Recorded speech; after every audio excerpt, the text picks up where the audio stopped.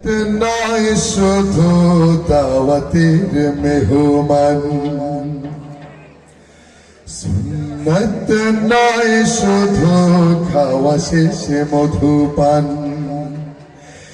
আরো কিছু সুন্নাত আছে তুমি জানো কি?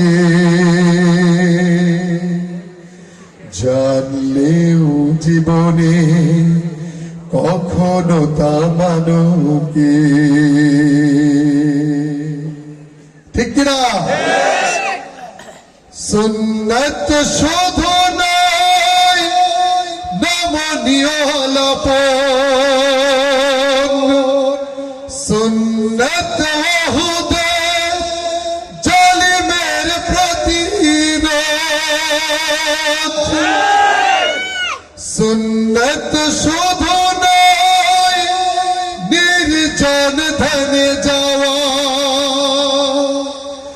আর সুন্নাত হলো পাথরের আঘাত খাওয়া,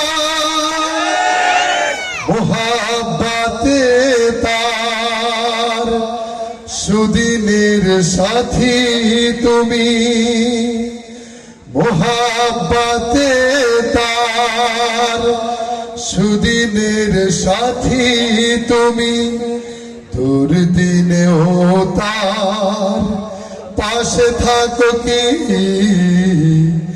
আরো কিছু সুন্নাত আছে তুমি জানো কি? জানলেও জীবনে কখনো তা মানো কি?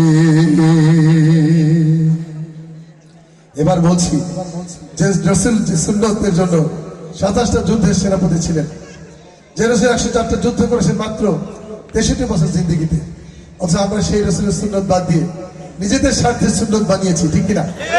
যে সুন্নত আমাদের নিজের প্রয়োজনে যে সুন্নত গুলো সেগুলো আমরা খুব কাজে লাগাচ্ছি, কিন্তু ইসলাম যে কায়েম করা দরকার, যে ইসলাম কায়েম না হলে আমাদের এরকম মাহফিল করা সম্ভব না। ঠিক কিনা?